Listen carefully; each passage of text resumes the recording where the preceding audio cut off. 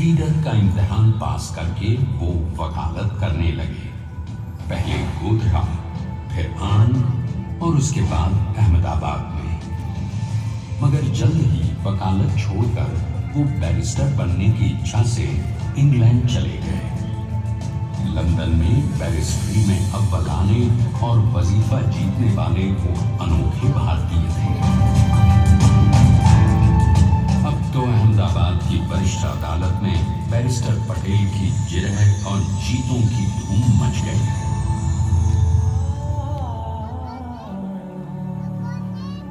तभी एक युग पुरुष ने वल्लभ भाई के जीवन की धारा ही बदल दी। दक्षिण अफ्रीका में सत्याग्रह के अहिंसक अस्त्र से गोरे शासकों को सबक सिखाकर भारत वापस आए बैरिस्टर मोहनदास करमचंद गांधी से मिलकर वल्लभ भाई ने अपने कुछ वर्षों से सीखे विदेशी व्यवहार और संस्कार हमेशा के लिए त्याग दिए और अब वो अपने खेड़ा के किसानों को हक दिलाने के लिए बापू के साथ आंदोलन में कूद पड़े। अब उनके पैरों में जूते नहीं, गांवों की धूल थी। हृदय में भारत भूमि की शस्य श्यामला धरती। मन में थे गांधी और मस्तिष्क में एक नए स्वतंत्र भारत का सपना।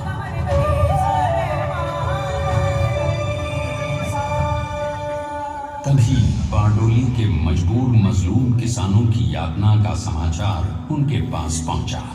तुरंत वल्लभ भाई वहां पहुंचे और यूं शुरू हुआ भारत का सबसे बड़ा और सफल किसान आंदोलन बारडोली।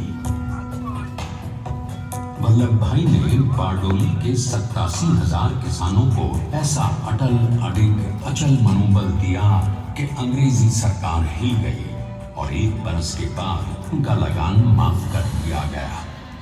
अब तो पूरे देश में लोग वल्लभ भाई के नाम की कस्में खाने लगे। स्वयं महात्मा गांधी ने कहा, अब वल्लभ भाई मेरे शिष्य या साथी नहीं, सारे देश के सरदार हैं और देश को मिल गया एक अनोखा असरदार सरदार।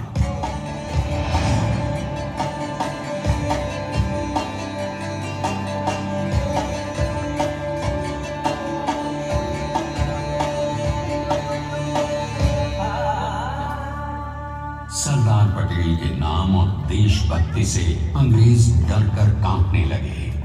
1930 के नमक सत्याग्रह और दांडी कूच में वो बापू से भी पहले गिरफ्तार किए गए। तो सन 1932 में फिर उन्हें बापू के साथ ही जेल में 2 सालों के लिए डाल दिया गया। मगर आजादी के दीवानों को, स्वतंत्रता के परवानों को कौन गिरफ्तार कर पाया है। जेल से छूटते ही सरदार को कांग्रेस के नए राष्ट्राध्यक्ष पद पर चुना गया और उनकी सरपरस्ती में राष्ट्रवादी भारतीयों ने तमाम ब्रिटिश सूबों में जीत हासिल कर वहां अपनी स्थानिक सरकारें बनाई। किंतु सरदार का सपना केवल सरकार बनाना नहीं था।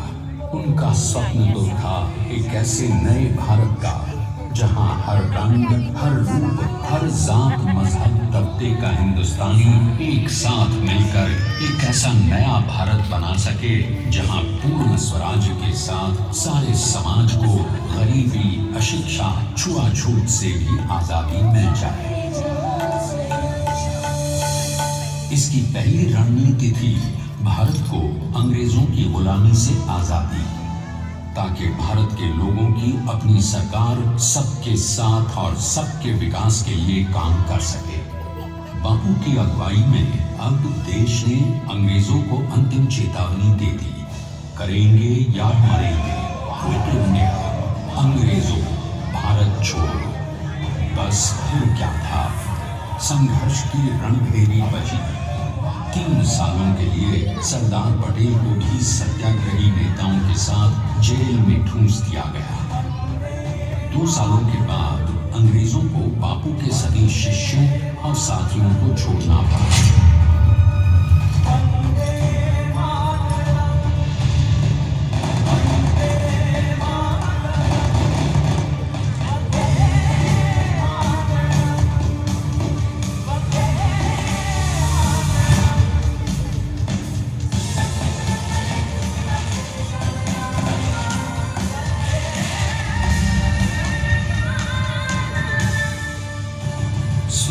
जनता के स्वप्न के सच होने के साथ अब सरदार पर कई एक नई जिम्मेदारियां थीं।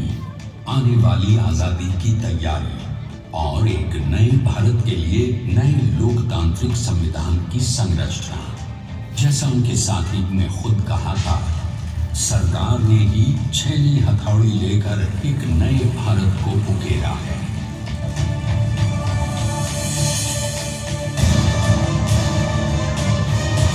स्वाधीनता तो प्राप्त हुई, लेकिन खंडित भारत में भी उठते विभाजनवादी अंधकार को अभी दूर करना था।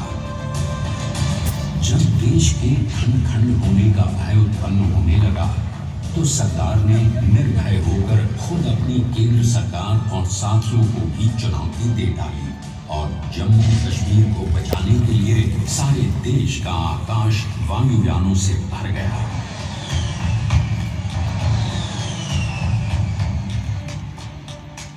और फिर हैदराबाद और जूनागढ़ के भारत में विलयीकरण को पाकिस्तान से चुनौती मिली।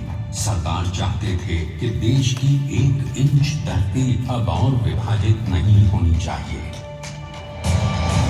नए भारत को एक करने के लिए समझा बुझाकर मनाकर 565 रियासतों को सरदार ने अपनी सूझबूझ सदाशयता संबल से एक नए स्वतंत्र भारत का अभिन्न अंग बना लिया। हमारे इतिहास में अखंड भारत के पुरुषार्थ का ये एक महानतम अध्याय है।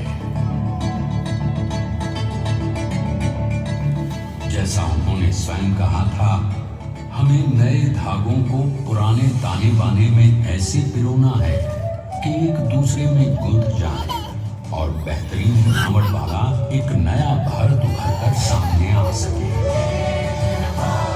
अंततः अपने वज्र दृढ़ संकल्प से एक नया विराट विशाल एक भारत श्रेष्ठ भारत बनाकर दिखा ही दिया सरदार ने। संसार के सबसे बड़े प्रजातंत्र के शिल्पी को प्रणाम करने के लिए देश ने बनाया है ये समर्थ स्मारक। स्वाधीन भारत को समर्थ भारत में बदलने वाले सरदार पटेल को समर्पित प्रेरणा तीर्थ भी है। प्रधानमंत्री श्री नरेंद्र मोदी के नेतृत्व में बनी विश्व की इस विशालतम प्रतिमा के सामने आकर सारी दुनिया जैसे स्वयं भी नतमस्तक हो जाती है।